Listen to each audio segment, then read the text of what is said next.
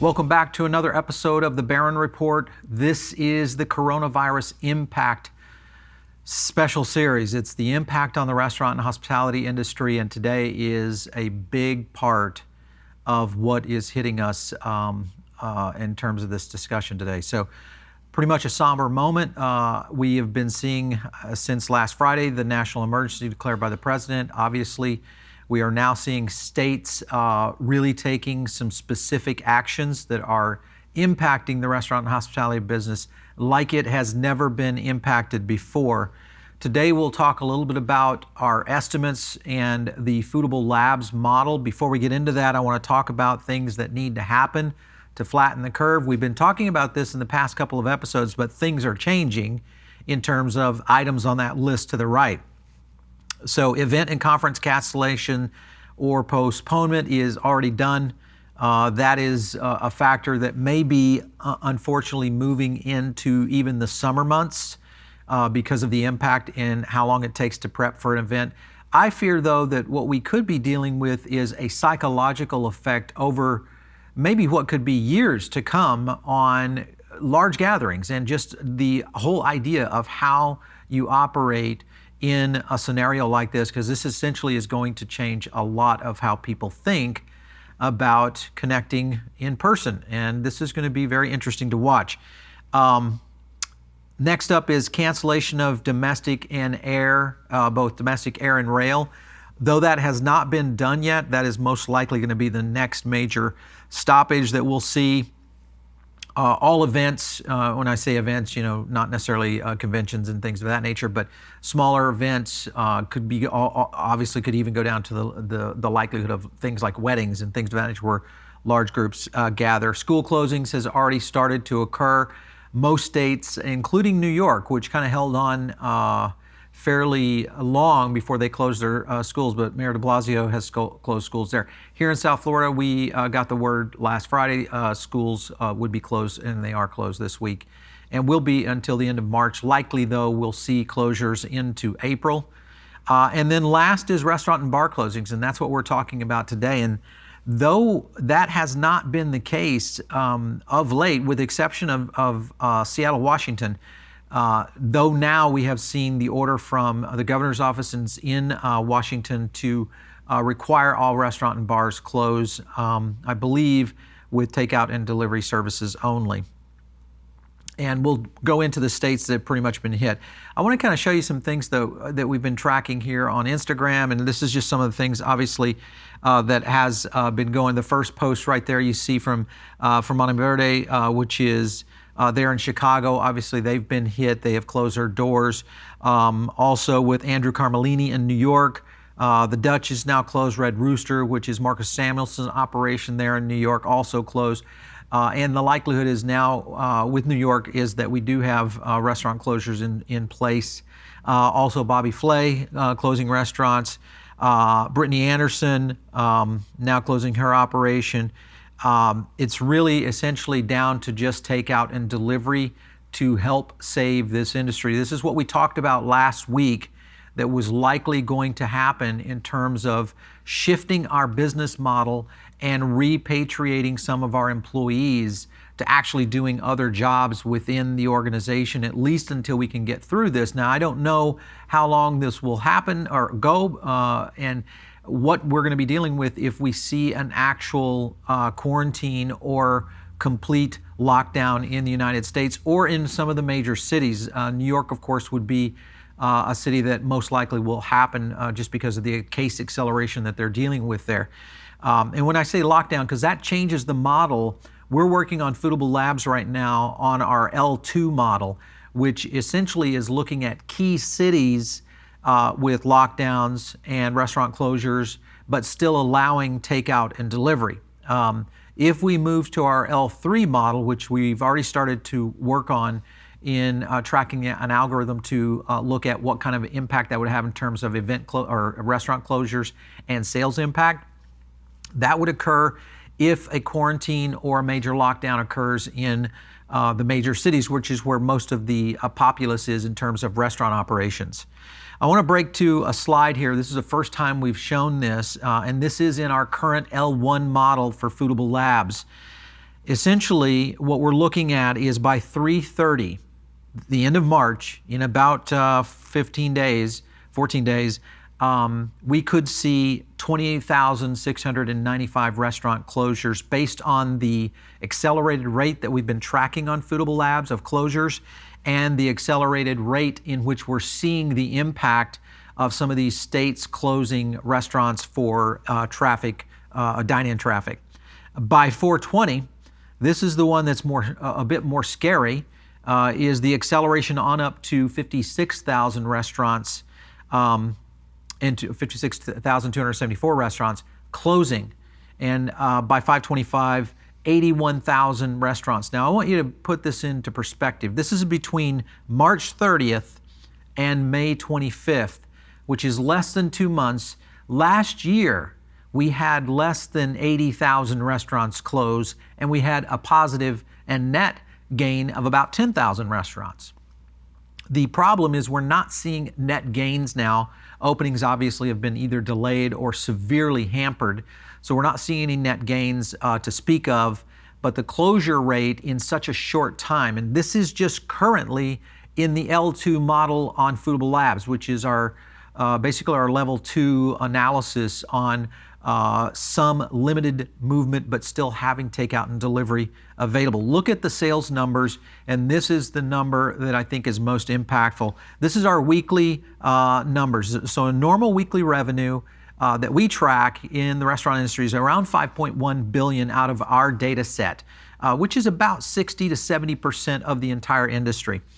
What we're looking at by 3:30 is a 2.9 billion decrease in weekly sales averages. So you're seeing from a 5.1 billion weekly to 2.9 billion decrease in weekly sales. By 4:20, we'll take our hardest hit down to 4.1 billion decrease. That's decrease in weekly sales, and then down to 2.78 billion by 5:25. And the reason I think we start to fall off in May is the likelihood is that there won't be as many restaurants out there. So the weekly sales, of course, will be recasted in our L2 model to adopt to the new number of restaurants that we're currently tracking. But the big number is right here at the bottom of this slide. Total lost revenue by June 1st is about $45 billion, which year to date, that would be 55% down year over year in the restaurant industry. That is a cataclysmic event that is happening and occurring right now. The L2 model is based on, as I said, a major lockdown and quarantine occurring in key cities, which is essentially what we've done, or what most of these states have done in terms of actually shutting restaurants down and to only dine-in, or drive-through, takeout and/or delivery. So that's a big one. Let's talk about New York and the impact, and then I want to break to a couple of interviews or Instagram posts that we trapped in today. Just so you guys understand, a lot of industry folk probably know most of this, but in some cases, a restaurant operator, you may not even understand the impact that this can have. We're talking about 50,000 locations plus, and these are the 2018 numbers in the state of New York, currently employing almost 900,000 people in the state of New York with 51.6 billion in revenue. So that's a huge tax. So if you can take that 55% and look at those numbers as they start to accrue, you can see the impact. The amount of job loss here for the state of New York is right now, it's almost untraceable to the point of understanding how fast restaurants are either, one, shutting their doors, unable to perform at full capacity and hence laying off workers. And we're working up a model here on the Barron Report. I've got a ton of experts that are providing insights and input. We're working with a lot of operators to get literally minute by minute or hour by hour information. Yep. Okay. So we're working with a ton of operators and experts, hour by hour almost, on coming up with some ideas and some potential models that can help your business going forward. Some of the things we are talking about right now is obviously, and we've kind of mentioned this over the past few episodes, if you have not had a chance to watch this or listen to these podcasts, you've got to listen to the previous episodes because these could be life-saving to your restaurant, even if it's just one idea that can help you keep and stay in operations. Obviously, we had already predicted that we were going to need to go to delivery and takeout. The likelihood is that the delivery model is going to break down, and I feel like what we're going to see are consumers self-selecting to either go get the food, or you've got to look at developing a model that shows you're doing the delivery in lieu of a third party. Because the idea, especially as the pandemic continues to kind of work on our psyche, is that people don't want to insert other bodies into the delivery system, meaning don't hand the food off to a delivery driver who then takes it on to there. So you've just added a new person into the process of food delivery. That could become a big factor, and unfortunately I feel like it's going to hurt the third-party delivery companies in a very big way. Some people thought this would be a boom for them. I actually think this is going to eventually hurt them. And as you look at that, some of the concepts that we are coming up is delivery only. Start to redevelop some of your staff into delivery, takeout, prep, and marketing positions, and or social media, so you can look at communication, because that's going to be key. As people get pent up into their houses and apartments and buildings, they're essentially going to be using online services to be able to get to information. So it's really your only communication point. If you do have an email list, obviously that will help dramatically. I want to cut to a video here with Gavin Kaysen out of Minnesota, just to show you how dire the operations are in many of these restaurant operators' places of business. Let's cut to Gavin. Hey everyone, Gavin Kaysen from Soigné Hospitality, Spoon and Stable, Demi and Belcourt, KZ Provisioning, coming to you on Sunday, March 15th. We're in a time right now that, I've never seen anything like it in my life. I never in my wildest, craziest dreams ever thought that anything like this could happen. It's hard to, it's emotional. It's really a scary time, and it's a time in which, as a person who is looked at by my team as a leader, I need to find a ton of strength and a ton of courage to be able to talk to you and to be able to talk to my team. I've had a rough 24 hours thinking about what I'd say to everybody here. So anyways, as a result of everything going on, moving forward, effective immediately, all three restaurants, Spoon and Stable, Belcourt, and Demi, need to cease operations and close until further notice. All the dinner services will be closed. If you had a reservation in any one of those restaurants, our management team will call you tomorrow to set up a new reservation for us. If you have a reservation at Demi, I please encourage you to move that reservation in May. Our team will help you do that versus taking the refund. If you need to take the refund, we fully understand. We need to take care of each other, and in an effort to do that, we have to do some pretty crazy things right now. Belcourt, the bakery, will be open tomorrow at 7 a.m. We sell bread there. People are asking for the bread. We are selling out of that bread, and we want to continue to give that to our community. On Wednesday, we will announce a takeout program between Spoon and Stable and Belcourt. That will come out through our newsletter, and it'll come out through social media channels. So if you follow one or the other, it's on its way. We're committed to taking care of our staff. Okay, the team that creates those moments for you, those majestic moments of hospitality that we live by every single day, are so important to us, and we are going to do everything we possibly can financially to take care of the team. A majority of them all have sick and safe pay. We want them to use that. We encourage them to use that. The company is going to take over and pay for 100% of the health benefits for everybody in our team who has applied to our health benefit program from now until May 1st. We've already paid that bill. We did it yesterday. They're taken care of. We're not going to ask for anything in return. We just want them to be healthy and safe. We're working on putting together an employee assistance program. There's going to be more to that will be directed to my team here, and we're working hard 24 hours a day trying to figure out how to make that better for everybody. The only thing I can really say is thank you for supporting us. Thank you for being loyal to us. We hope you come back and continue to be loyal. So rest, be with your family, be with your friends. Thank you. So as you can see, Gavin is essentially suspending operations. They're announcing their to-go and take-out program on Wednesday this week. So he is, and listen, Gavin is one of the best operators out there. I hope to get him on the show to talk about some of the tactics that they're taking and putting in place to keep their restaurants alive and keep what they can in terms of jobs available. I also want to cut to David Chang's operations out of New York. Let's listen up to what David and his team has got to say.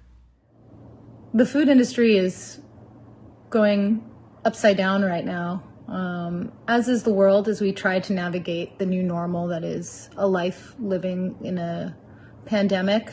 But as a chef and as a restaurateur, I feel the need to say to people that are not in our industry how tough it is to be in our shoes right now, because our life has been dedicated to not only a craft around the art of food, but the art around bringing people together at a table. And it is very clear that this is a moment in which the feeling of being with friends, of being with community, needs to be at a minimum, and it needs to be reduced. And as much as we chefs live for a feeling of providing for the community at our own table, we also need to adapt to bring community to your table, to the table that's in your home. The hard thing is that a lot of chefs don't have the ability to just go to go. Their restaurant is made for dining in, and a to-go menu hardly makes sense. But if you feel as a diner that you're craving food from a restaurant that you typically go eat at, and they're doing to-go, by all means, please order from them. I'm seeing a lot of my friends close their restaurants and fire their staff. I'm seeing a lot of my friends trying to stay open to truly, it's a challenge to no avail. Gavin Newsom just passed a law saying that we need to reduce our restaurant capacity by 50%. And I completely understand that. It's also not necessarily viable, and at this moment, maybe not appropriate to stay open. At Squirrel, starting tomorrow, we're going strictly to go. We are and extending our hours into dinner time. We're adding meal plans for dinner. And during this time, even though we're reducing staff hours, we're going to continue to provide benefits. Let me say that again. We're going to continue to provide benefits for our team that we love so much, that I love so much. And in the hopes that we can make it through together, because we're all in this stream together. We're all going to a place that we don't know where it's at or how we're going to get there. And the only hope is that we get there. All right, so you can kind of see the state of mind because these operators, and we've talked about this on the show, is this essentially is a black swan event. It is going to forever change the destiny of our industry and maybe even how we do business in the future. I could see scenarios where full service becomes as much takeout and delivery service in the future as they do have dine-in, which means shrinking of operations, real estate.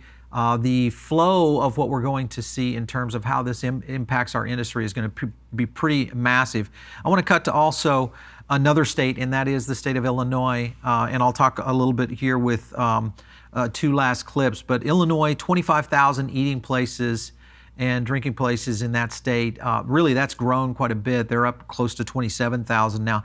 588,000, actually close to 600,000 people employed, and 30 billion in total sales. Another top state that has closed their restaurants to basically takeout and delivery only. So you can imagine the shift that is occurring in the minds of operators that are right there. Let me play to you a couple of clips, one from Honey Butter Fried Chicken, which is a fast casual concept, Josh Culp and his partner, and then also Steph Izard, who runs Girl and the Goat, and we'll take a quick review of them.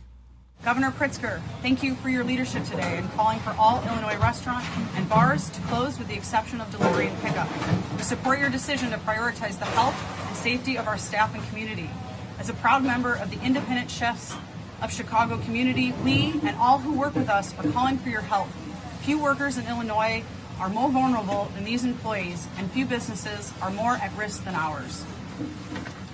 Many small restaurant owners and hourly employees simply will not survive this closure without your help.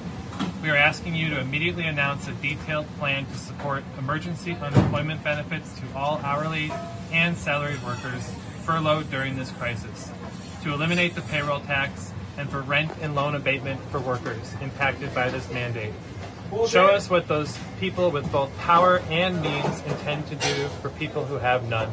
Governor Pritzker, thank you for your leadership today. As a proud member of the Independent Chicago Chefs community, we and all who work with us are calling for your help. Few workers in Illinois are more vulnerable than these employees, and few businesses are more at risk than ours.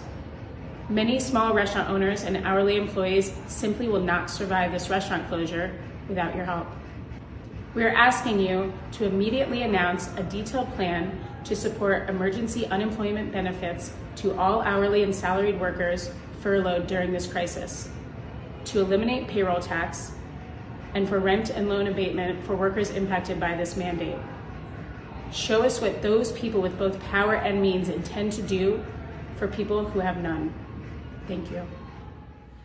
All right, so these are some dire words and messages from some top operators. That's Steph Izard and Josh Culp with Honey Butter in Chicago right now. And the idea here is to eventually get some sort of government subsidy to help save these small businesses. When you look at government bailouts in the past, and you know, I've been in the restaurant industry for 25 plus years, and when I look at the hardest time we ever had, which was in 2007, 2008, in the economic crisis, and you know, at that point we had bailouts to the banks, the savings and loan industry, to essentially keep it under control. The problem that you have in small business is that there's no cushion. There's nothing available to sustain them. So my fear is that the government and state agencies may not be able to act fast enough. So you as an operator, I implore you to take things into your own hand. Do the best you can in terms of shifting your operations. Do not delay. Right now, do not assume that you are going to be able to stay open. You have to look at, and the states are coming in, here it is on Monday, the states are coming in faster and faster, literally almost by the minute in terms of restaurant closures. This will happen to you. It is not a matter of if, it's a matter of when, and most likely by Wednesday or by the end of the week, we will see every state in the country have closures. So let's go on and take a look at Washington. Washington, of course, Seattle, hardest hit. Their governor announced this morning, in fact, we'll have the Washington State Restaurant Association on the show tomorrow. But essentially, they've closed all their restaurants, same scenario. It's happening, and of course, Michigan, and then many other states that we didn't even get a chance to get here on the slides for the show today. But many other states are starting to get hit as well. We'll continue to keep tracking here in terms of the states that are moving. The key here, I think, right now is to look at different models, and if you have a model that is working for your restaurant in either takeout, delivery, pickup, drive-through, curbside, any of the models that you have ever experienced besides dine-in, that you can share and you want to get your idea and or your concept here on the show, all you have to do is shoot us an email to producer@foodabletv.com. We will get you on the show. I'd love to hear your thoughts and hopefully help some of these operators as they are in a very dire need at this date and time. Also, hit me up on Twitter @Paul Barron if you have something. I'm communicating on there almost constantly. And make sure and stay tuned right here, because we are going to be covering and trying to get as much information out there as we hear from states coming in, state restaurant associations, and hopefully government representatives as we start to look at potential solutions to help save a $1 trillion industry that has over 15 million people employed in it here in the United States. The impacts that we are facing right now on the restaurant industry are they're basically unchartable. And that is something that we have to continue to put our minds around and remember that preparation and really it's kind of one of the old quotes is chance favors the prepared mind. You guys have got to get in that state of mind and do it now. We will catch you right here on the next Barron Report.